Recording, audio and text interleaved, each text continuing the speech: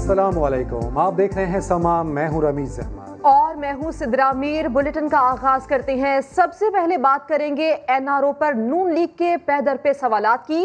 NRO किसने मांगा, कैसे मांगा, विफाकी वजीर इत्तलात जवाब के साथ मिले। शिबली फराज ऑपोजिशन की नैब ऑर्डिनेंस में मुजव्वजा तरामीम सामने ले आए। ट्विटर पर दस्तावेजात शेयर करते हुए नवाज शरीफ के ही अंदाज में जवाब दिया।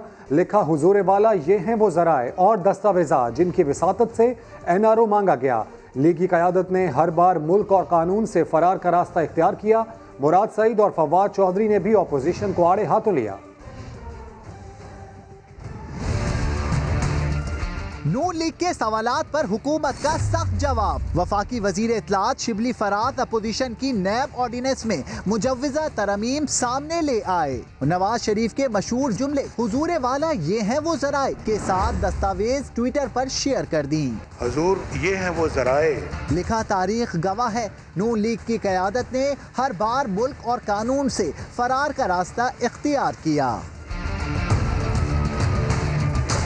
मुराद सईद का भी अपोजिशन को दो टोक पैगाम। कहते हैं अपोजिशन कभी बराह रास्त और कभी बेरोजगार मौलाना के जरिए एनआरओ प्लस मांगती है। किसी ब्लैकमेलिंग में पहले आए न आइंदा आएंगे। मईशत और सियासत का पहिया उल्टा घूमा न घूमने देंगे। फवाद चौधरी ने नून लीग को धोखेबाज और झूठा करार दे दिया। ट्विटर में लिखा, पहले कहते थे नवाज शरीफ को बाहर ना भेजा तो जान को खतरा है, अब कहते हैं हुकूमत ने खुद भेजा, हम कैसे वापस बुलवाएं। यही वो झूठ है जिसकी बुनियाद पर नून लीग की तश्कील हुई। अगर मैं नवाज शरीफ की पार्टी में होता तो कहता वतन वापस आ जाओ। गवर्नर पंजाब चौधरी सरवर के समा के प्रोग्राम सवाल में सीधे जवाब। कहा, तासुर ये है कि नवाज शरीफ का बैरून मुल्क इलाज ही नहीं हुआ। बाहर जाने के लिए तैयार होने वाली रिपोर्ट जाली थी या नहीं सब मालूम हो जाएगा। वजीर आला पंजाब बनने का ख्वाब देखने वालों को भी खबरदार कर दिया। तासुर ये पाया जाता है उनकी बीमारी का वहाँ पर कोई इलाज नहीं हुआ है। जो भी उनकी मेडिकल रिपोर्ट्स हैं जब सामने आएंगी तो हकीकत जो है फिर वो लोगों को पता चल जाएगा। जब फैसला कर लिया जाए फिर पछतावा करें या ना करें उससे कोई फर्क नहीं पड़ता। तो मैं उनकी पार्टी में हूँ तो मैं उनसे कहूँ कि वापस आओ। नवाज शरीफ डील के तहत गए थे बाहर। किसी किस्म की डील मेरे इल्म में नहीं। शहजाद अकबर साहब से एक सहाफ़ी ने पूछा था, उनका कहना था कि महकमा ज़राअत से पूछा जाएगा। महकमा ज़राअत का मतलब ये तो नहीं है कि जिनकी आप बात कर रहे हैं वो है। कई लोग हैं जो चीफ मिनिस्टर के ओहदे की फहरिस्त में शामिल है। मेरा नहीं ख्याल वो ओपनली उम्मीदवार होंगे, अपने दिल में होंगे तो शायद हों। जो ख्वाहिश रखने वाले हैं, जो विजिबल अगर कोई है तो वो नुकसान कर रहा है, अपना फायदा नहीं कर रहा। मैं नहीं कहता कि नैब इज परफेक्ट, लेकिन at the same time NAB is doing some work as well. League रहनुमा ख्वाजा आसिफ तो कौमी असम्बली में कहते थे नवाज शरीफ वापस आएंगे। अब तो मियां साहब की वापसी की गूंज सोशल मीडिया पर भी सुनाई दे रही है। ट्विटर पर वापसी का मुतालबा टॉप ट्रेंड बन गया। इजाजत दे, नवाज शरीफ वापस आएगा। मैं कसम उठा के कहता हूँ कि नवाज शरीफ वापस आएगा। ये उसके 84 जो इसके 84 मेंबर यहाँ पे बैठे हैं, ये जमानत देते हैं आपको, इस हाउस में जमानत देते हैं कि वापस आएगा। नून लीग के दावों के बरक्स नवाज शरीफ तो ना आए, मगर सोशल मीडिया पर बहस छिड़ गई। ट्विटर सार्फिन ने वजीर आजम से पाकिस्तान के मुजरिमों की वापसी का मुतालबा कर दिया। एक सारिफ ने खदशे का इजहार करते हुए लिखा, लगता है नवाज शरीफ इलेक्शन में वापस आए। खातून ने मियां साहब की तस्वीर ट्वीट करके सवाल उठाया कि क्या ये साहब ज़ेरे इलाज लग रहे हैं। सोशल मीडिया सार्फिन ने नवाज शरीफ को वापस लाकर सजा देने और मुल्की खजाने से लूटी गई रकम भी वापस लाने का मुतालबा किया। कहा जाता है पहले तोलो फिर बोलो वरना मुआफ़ी मांगना पड़ती है। ऐसा ही हुआ वज़ीर आज़म के मुआविन खुसूसी शहजाद अकबर के साथ, जिन्हें महकमा ज़राअत से मुताल्लिक बयान की वजाहत जारी करना पड़ गई। आखिरी क्वेश्चन। अच्छा, आप मानेंगे ना, इसका मतलब कि एनआरओ फिर महकमा ज़राअत। ये जो आपने सुना वो लाहौर में एक अहम प्रेस कॉन्फ्रेंस के दौरान एक अहम सवाल पर अहम हुकूमती शख्सियत का जवाब था। जो अक्सर कहते हैं कि एनआरओ नहीं मिलेगा। एनआरओ इनसे मांग कौन रहा है? एनआरओ ना हमें एनआरओ की जरूरत है, एनआरओ की जरूरत भी होनी चाहिए। मगर एनआरओ मिलने का सवाल हो तो कहते हैं हमसे नहीं उनसे पूछो। महकमा ज़राअत से रब्ता करें। आखिरी क्वेश्चन जी। अच्छा, आप मान गए कि इसका मतलब कि एनआरओ फिर महकमा ज़राअत। कुछ समझ आया नहीं ना? इसीलिए शहजाद अकबर ने रात गए ट्वीट करके वजाहत की कि महकमा ज़राअत से उनकी मुराद नून लीग थी, कुछ और नहीं। ये भी कहा कि बयान से अगर कौमी सलामती के इदारों के बारे में कोई गलत तासुर पैदा हुआ हो तो वो बेबुनियाद और हकीकत से आरी है। किसी इदारे या शख्स की दिल आज़ारी पर उन्होंने मुआज़रत भी की। लेकिन शहजाद अकबर की वजाहत नून लीग को मुतमईन ना कर सकी। राना सनाउल्लाह कहते हैं सब जानते हैं महकमा ज़राअत से वज़ीर आज़म के मुशीर की क्या मुराद थी। तलाल चौधरी ने इल्ज़ाम लगाया कि पीटीआई इदारों को मुतनाज़ा बनाकर अपनी सियासत चमका रही है। शहजाद अकबर की लूज बॉल। दूसरा आपका सवाल है, वो महकमा ज़राअत से रब्ता करें, महकमा ज़राअत से रब्ता करें, महकमा ज़राअत से रब्ता करें। आखिरी क्वेश्चन। अच्छा, आप मान गए कि इसका मतलब कि एनआरओ फिर महकमा ज़राअत। मतवाले रहनुमा फ्रंट फुट पर आ गए। राना सनाउल्लाह ने दावा किया कि हुकूमत के हाथ कुछ नहीं। मियां साहब की बैरून मुल्क रवानी के लिए एस्टेब्लिशमेंट ने अपना किरदार अदा किया। वो इतना पागल ना समझे लोगों को। महकमा ज़राअत से जो उनकी मुराद थी वो सब समझ थे, तो महकमा ज़राअत वाले भी समझते हैं और हम भी समझते हैं। एस्टेब्लिशमेंट ने ही इनको कान से पकड़ा था। मियां नवाज शरीफ साहब से ठीक नहीं है, इसलिए उन्हें जाने दें। तलाल चौधरी भी पीछे न रहे। इल्जाम लगाया कि हुकूमत अपनी नाअहली से इदारों को मुतनाज़े बना रही है। ये अमल मुल्की मफाद में ठीक नहीं। ये बातें करके अदारों को मुतनाज़े बनाया जा रहा है। ये बात कल जो की गई, ये दलिस्ता की गई है और उसके बाद माफी मांग लेना। तासर को मजबूत किया गया कि ये सब कुछ जो है वो कोई खास अदारा जो है वो कर रहा है। तलाल चौधरी ने मजीद कहा कि हुक्मरानों के पास से किसी बात का जवाब नहीं। इनसे आटा और चीनी की बढ़ती कीमतों पर सवाल होता है तो ये दूसरों पर इल्जाम तराशी शुरू कर देते हैं। पनामा स्कैंडल के मरकजी केस 7 फील्ड रेफरेंस में नवाज शरीफ, मरियम नवाज और कैप्टन सफदर की सजा के खिलाफ अपीलें इस्लामाबाद हाई कोर्ट में समाअत के लिए मुकर्रर कर दी गई। जस्टिस आमिर फारूक और जस्टिस मोहसिन अख्तर कियानी पर मुश्तमिल बेंच 1 सितंबर को समाअत करेगा। एहतसाब अदालत ने नवाज शरीफ को 10 साल कैद बामुशक्कत की सजा सुनाई थी। मरियम नवाज को 7 साल जबकि उनके शौहर कैप्टन रिटायर्ड सफदर को 1 साल कैद की सजा सुनाई गई थी। अल अजीजिया रेफरेंस में अपीलों पर समाअत भी उसी रोज होगी।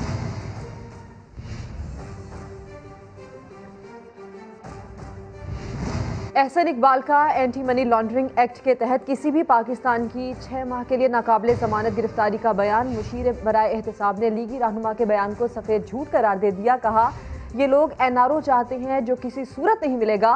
शहजाद अकबर के रद्दअमल पर एहसन इकबाल का जवाब भी आ गया।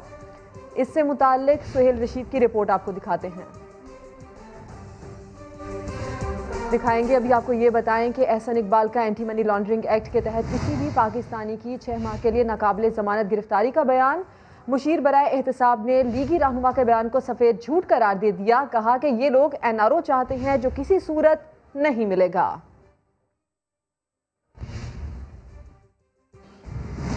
पाकिस्तान एक ज़राई मुल्क है। ज़राअत सिर्फ हमारा पेट ही नहीं भरती, सियासतदान इसकी मदद से जान बचा भी लेते हैं और छुड़ा भी लेते हैं। देखते हैं ये रिपोर्ट। मुस्लिम लीग नून के सेक्रेटरी जनरल एहसन इकबाल कहते हैं एपीसी की मेज़बानी फजलुर रहमान करे तो ज़्यादा अच्छा होगा। मरियम नवाज मुतहर्रिक हो तो हुकूमत उनके वालिद पर दबाव डालने लगती है। नवाज शरीफ को चहलकदमी डॉक्टर्स ने तजवीज़ की है। लाहौर में समा के नुमाइंदे आरिफ मलिक से गुफ्तगू करते हुए ये भी कहा कि मरियम नवाज की गाड़ी पर हमले की तहकीकात होनी चाहिए।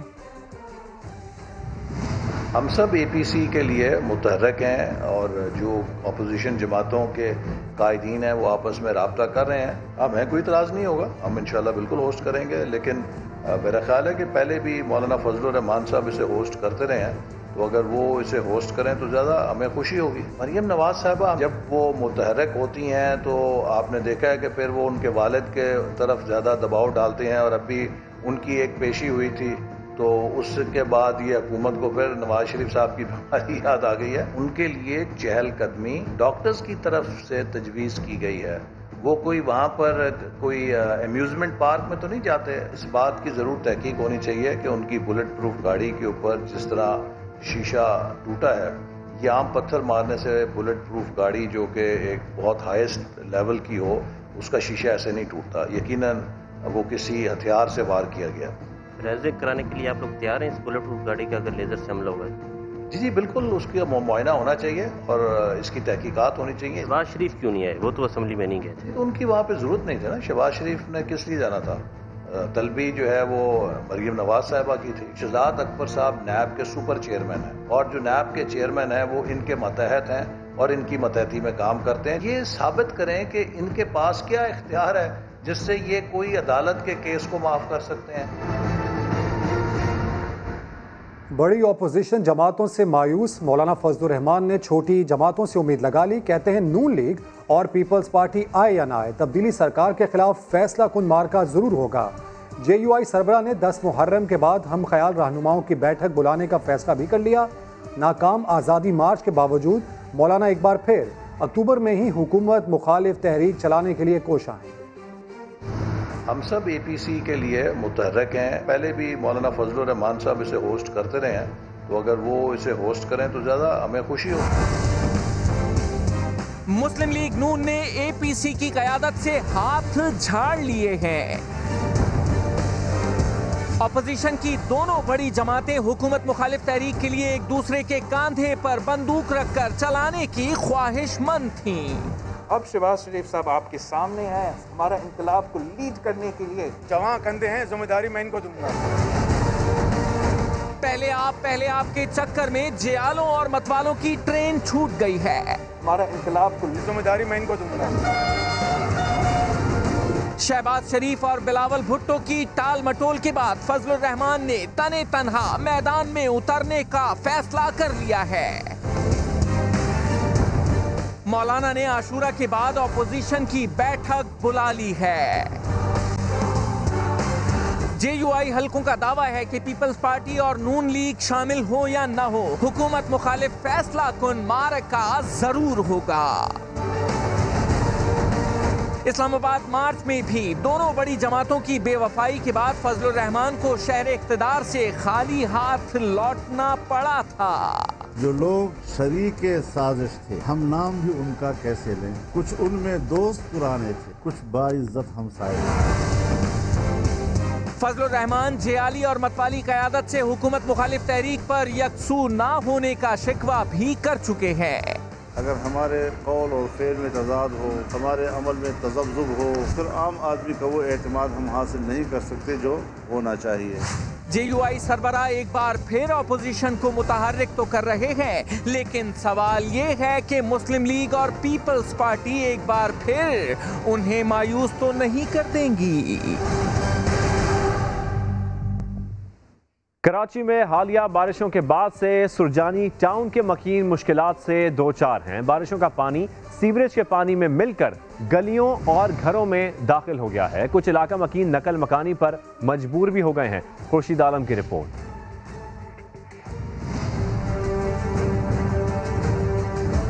यह है सुरजानी टाउन यूसुफ गोट के रिहायशी। बारिश के बाद उनके घर के साथ साथ इसमें मौजूद ब्रश बनाने वाला कारखाना भी जेरे आब आ गया। 6 लाख का नुकसान हुआ है मेरा, तमाम मटेरियल बर्बाद हो गया। मैं यहाँ काम भी करता था, मेरी रिहाइश भी थी यहाँ, मेरे भी बच्चे मेरे साथ रहते थे। हम तो बेरोजगार हो गए, हमारे बच्चे बैठे हुए, हमारा आदमी बैठा हुआ है। देखो कितना काम खराब हो गया हमारा, जो पैसा था वो भी चला गया पानी में, बचा कुचा पे। इलाके के लोग अब भी घरों का पानी डब्बों से निकालने की कोशिश कर रहे हैं। अब्दुल कादिर नामी ड्राइवर तो कहता है कि बारिश के पानी में रोटी रोजी का वाहिद जरिया रक्षा भी खराब हो गया। पानी जो है ना रक्षा के तक हो गया था, छत तक, और वो सीटें वगैरह सब गाड़ी की बह गई। अभी रक्षा स्टार्ट करने के लिए, कारोबार करने के लिए कम से कम 7 से 8 हज़ार रुपये खर्चा आएगा। कहीं ना कहीं से उधार कर्जा लेके इसको बनाएंगे, हुकूमत तो कुछ भी नहीं करेगी। यूसुफ गोट के मकीन पूछते हैं उनके नुकसानात का हर्जाना आखिर कौन भरेगा। मैं बेवा औरत हूँ, 6 बच्चे हैं मेरे, कोई कमाने वाला नहीं है। घर का सारा सामान बह गया, दोनों पानी से भरे पड़े, गड्ढा देखो कितना हुआ है, पूरा पानी भरा हुआ घर के अंदर। हम बहुत परेशान हो रहे हैं। आप ये खाने तक लोगों घर में निकाल के दिया, जो मैं पकाओ भाई। पकाएंगे किस पे? जब पानी घर के अंदर होगा, जब चूल्हा ही नहीं जलेगा तो पकेगा किस पे? तो और हुकूमत की बेइज्जती देखेगा, कोई देखने वाला नहीं है। ये बेइज्जती है हमारे करते धरताओं की। अल्लाह उनको हिदायत दे कि वो कुछ करें आके यहाँ।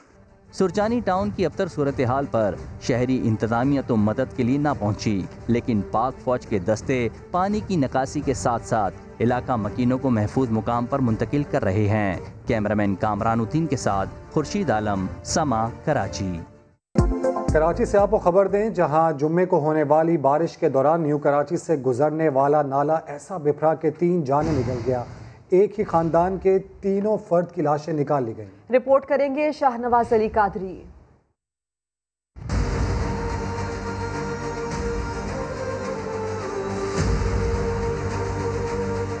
मेरा भतीजा सब गए, हमने अपनी मदद अपने आप के तहत करा। एक तो जब ढूंढ रहे थे, जब किसी ने नहीं बचाया, और अब जब वो मर गए तो उनको तब भी किसी ने नहीं निकाला। न्यू कराची में कायम ये घर है नासिर का, जहां जुम्मे के रोज उस वक्त कयामत टूट पड़ी जब तेज बारिश में गुजर नाला भिपरा और पंचर लगाने का केबिन बहा ले गया। सामान बचाने की खातिर नासिर ने नाले में छलांग लगा दी, लेकिन रेले की सूरत में आने वाले पानी के आगे उसकी एक न चली। नासिर को बचाने के लिए उसका भाई अदनान और बेटा बिलाल भी कूद पड़े। ये एक दूसरे को बचाने के चक्कर में 4 बंदे गिरे थे।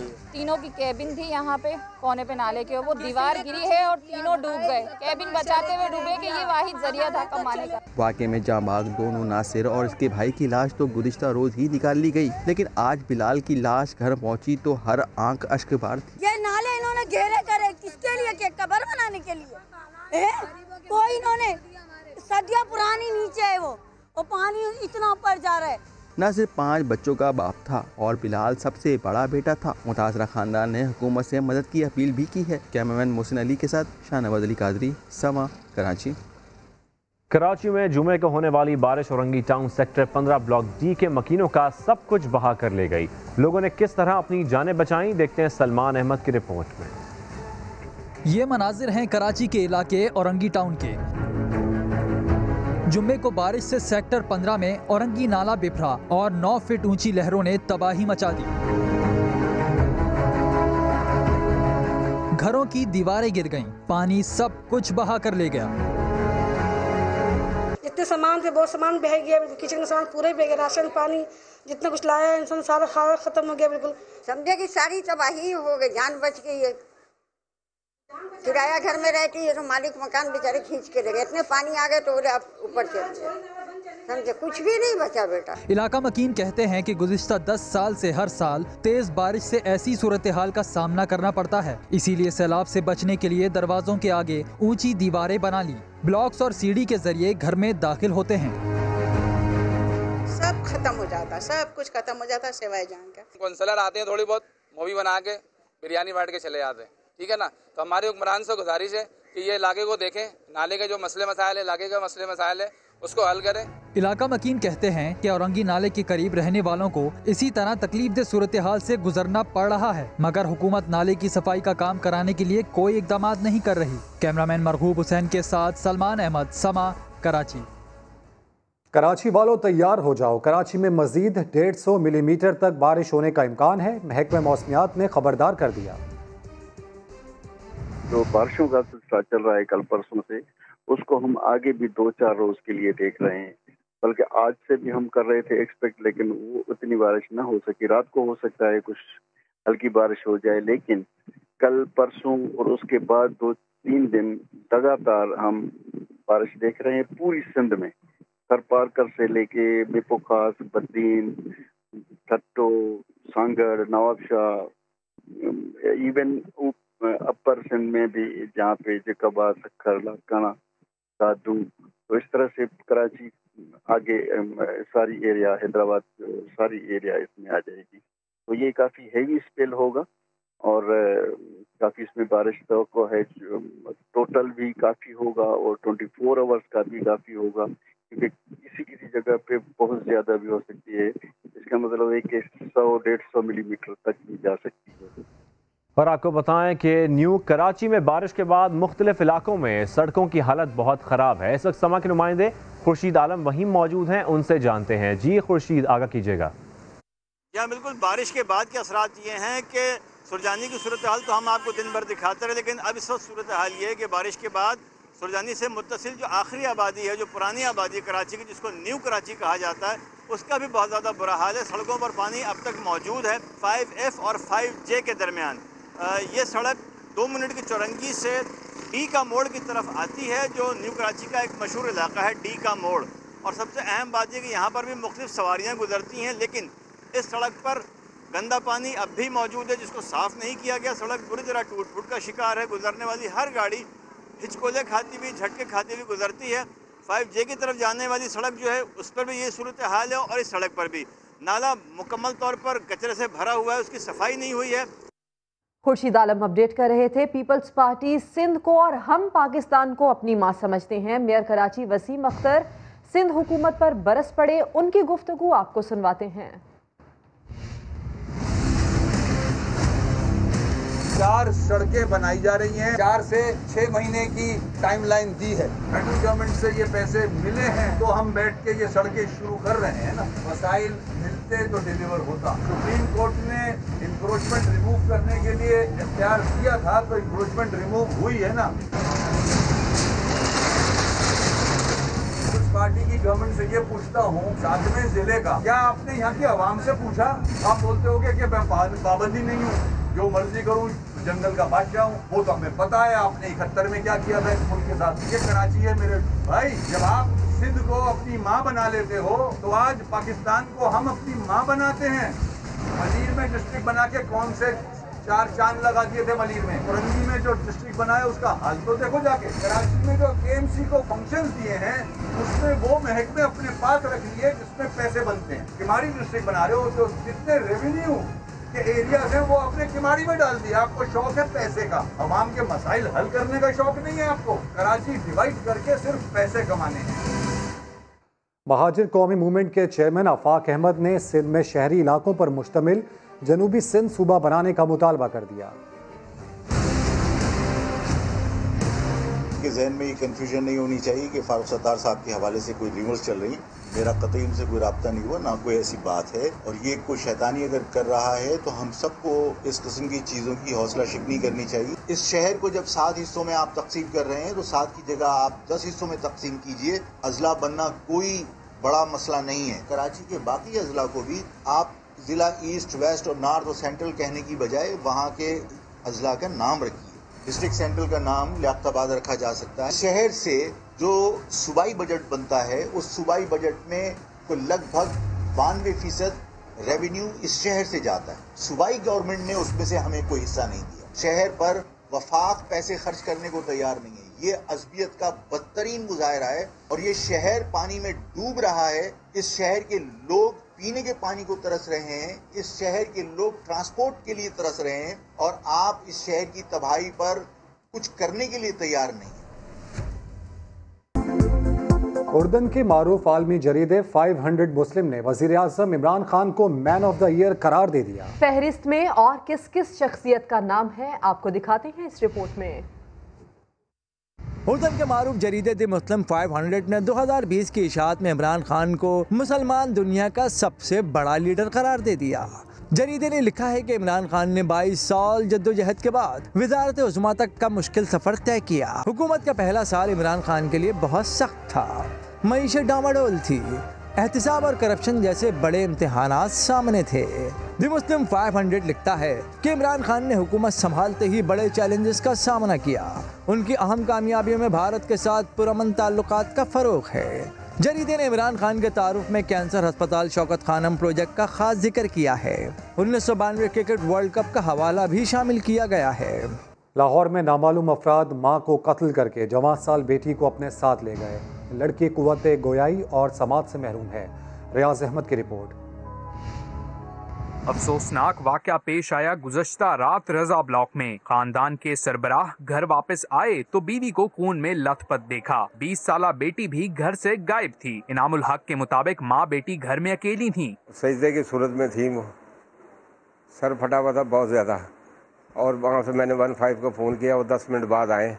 उन्होंने मुझे किसी किस्म की कोई हाथ नहीं लगाने दिया ना कुछ। उन्होंने मुझे पहले ही बता दिया कि इनका मर्डर हो चुका है। वाक़े की इत्तला पर पुलिस मौके पर पहुंची और फोरेंसिक टीमों ने शवाहिद इकट्ठे कर लिए। मुतासरा खानदान ने लड़की की बाजियाबी का मुतालबा किया है। जब उन्होंने जान ले ली है भाभी की, तो बेटी को तो कम से कम उनको चाहिए था छोड़ देते। हमारा सिर्फ आला काम से भी गुजारिश है कि हमारी बेटी बाजियाब करा दें। खानदान के सरबराह इनामुर रहमान की मुद्दत में पुलिस ने नामालूम अफराद के खिलाफ कत्ल की दफात के तहत मुकदमा दर्ज कर लिया है। पुलिस का कहना है कि मुल्जमान का सुराग लगाकर लड़की को जल्द बाजियाब करा लिया जाएगा। कैमरामैन खाबर महमूद के साथ रियाज अहमद, समा, लाहौर। कराची के इलाके औरंगी टाउन में फायरिंग से एक शख्स जाम बहक जबकि राहगीर बच्चा जख्मी हुआ। बल्दिया इत्तेहाद टाउन में नौजवान का कत्ल टारगेट किलिंग निकला। शाहनवाज अली की रिपोर्ट। जायदाद की हवस, भाई ने भाई की जान ले ली। औरंगी टाउन में फायरिंग से यूनुस नामी शख्स जाँ बहक हो गया, जबकि फायरिंग से अकरम और राहगीर बच्चा सुफियान जख्मी हो गए। अहले खाना ने यूनुस के कत्ल का इल्जाम इसके भाई शहबाज पर लगा दिया। दूसरी जानिब आज सुबह बल्दिया इत्तेहाद टाउन में फायरिंग से नौजवान हारिस के कत्ल में अहम पेशरफ्त हुई है। वाक़े की सीसीटीवी ने तहकीकात का रुख मोड़ दिया। पुलिस ने टारगेट किलिंग की वारदात को डकैती मज़ाहमत कहा था। फुटेज में दोनों कातलों को मकतूल हारिस का इंतजार करते देखा जा सकता है। टारगेट किलिंग क्यों हुई? सीसीटीवी फुटेज आने के बाद पुलिस ने मुख्तलिफ जावियों से तहकीकात शुरू कर दी। कैमरामैन मोहसिन अली और साथी रिपोर्टर अहमद रहमान खान के साथ शाहनवाज अली, समा, कराची। लाहौर में वीडियो गेम्स खेलने पर वालिदैन की डांट से दिल बर्दाश्ता होकर 15 ने खुदकुशी कर ली। पुलिस के मुताबिक इचरा का रिहायशी सुबहान बाजार से दूध लेकर वापस आ रहा था और फ़ोन पर वीडियो गेम भी खेल रहा था। अचानक दूध हाथ से गिर गया, जिस पर उसकी वालदा ने डांट डपट की। सुबहान ने गुस्से में मोबाइल फ़ोन ज़मीन पर फेंक दिया और घर की बालाई मंजिल पर जाके गले में फंदा डालकर खुदकुशी कर ली। पुलिस ने लाश पोस्टमार्टम के बाद वरसा के हवाले कर दी। साउथहैम्पटन में पाकिस्तान को फॉलो ऑन का खतरा। कप्तान अजहर अली की सेंचुरी, मोहम्मद रिजवान ने निस सेंचुरी बनाई। पाकिस्तान ने 6 विकेटों पर 236 रन बना लिए। मैच के तीसरे दिन पाकिस्तान ने इनिंग्स का आगाज कल के स्कोर 24 रन 3 खिलाड़ी आउट पर किया। असद शफीक 5 रन बनाकर जेम्स एंडरसन का निशाना बने। फवाद आलम 21 रन बना सके। 75 रन पर 5 विकेटें गिरने के बाद कप्तान अजहर अली और मोहम्मद रिजवान ने टीम को सहारा दिया। अजहर अली ने सेंचुरी जबकि मोहम्मद रिजवान ने निस सेंचुरी बनाई। अजहर अली ने टेस्ट क्रिकेट में 6000 रन मुकम्मल कर लिए। और आईसीसी ने एशियन ब्रेडमैन जहीर अब्बास को ICC hall of fame cricketers में शामिल कर लिया।